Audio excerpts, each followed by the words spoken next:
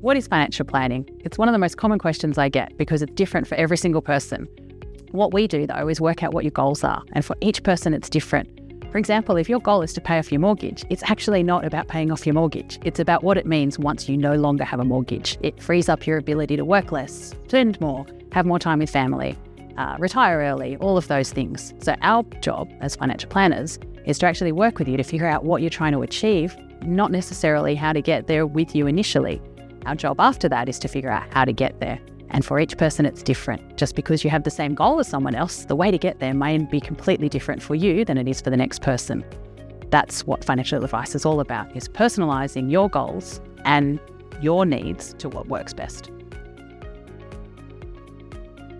There are some people that may need more comprehensive advice than others. Depending on their stage of life, we might find that if you're a little bit older, you might have more comprehensive needs. You might look at different investments. You might wish to borrow to invest.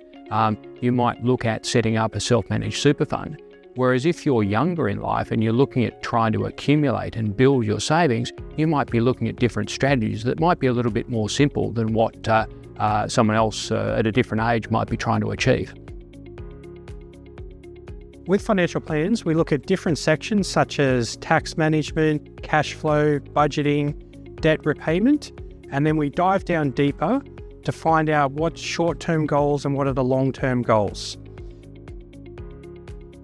Cash flow is a vital piece of your financial plan. Most people don't have a very good grasp of their actual cash flow position. We either underestimate what we spend or we really just don't know what our lives cost. Understanding your true cash flow position is a must for setting realistic goals and making sure that you can achieve them.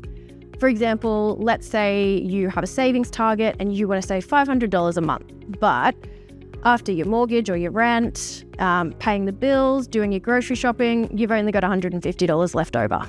You're setting yourself up for failure. You'll find yourself dipping back into your savings or racking up credit card debt just to meet those basic living expenses. It feels like 2 steps forward, 1 step back. So one of the first things that we do is help people come to grips with their true cash flow position. We want to make sure that you have enough to meet your day-to-day living costs, work towards your goals, and, have a little bit left over to enjoy on the side. This is one of the sections that we see the most questions about. And sadly, it's the question that's asked too late. If we see people earlier in the stage of life when they're looking at starting to retire, this could be at that sort of 45 or even 45 to 50 mark.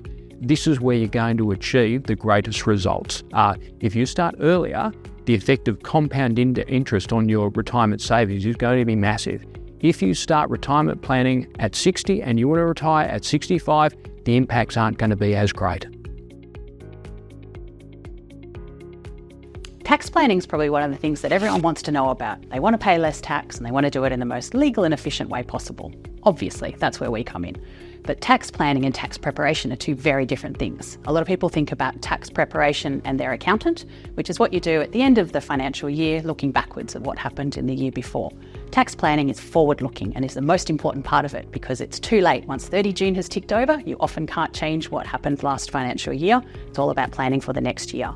What we do is look at the best strategies, use the system to your advantage to reduce the amount of tax you pay while helping you build for your retirement or whatever your other goals are that you're trying to achieve.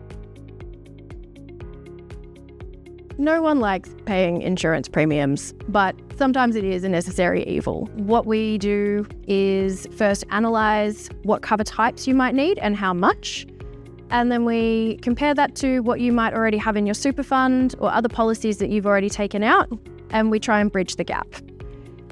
You can make a personal choice around what kind of risks you're comfortable keeping and what you would rather outsource to others. A lot of people have car insurance. We're happy paying for that because we don't want to potentially have a car accident and then be up for the cost of a new car. However, we're less willing to pay for insurance when it's ourselves that we're covering. But we do need to ask the uncomfortable questions. If something happened to me, how am I paying my mortgage? If something happened to one of my children, how are we covering their medical costs? If my partner became sick, would I want to take time off work to be able to care for them, or would I need to be able to hire someone to take care of those care needs while I'm at work?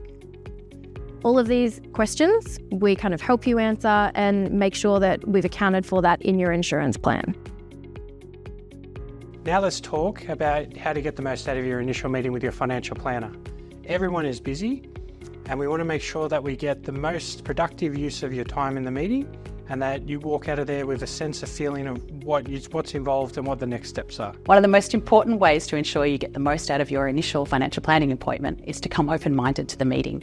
The reason you seek advice is to get advice from someone who's sitting outside of your situation and looking in, as opposed to sitting within your situation. You may have things suggested to you that you hadn't thought of, considered, or knew about before.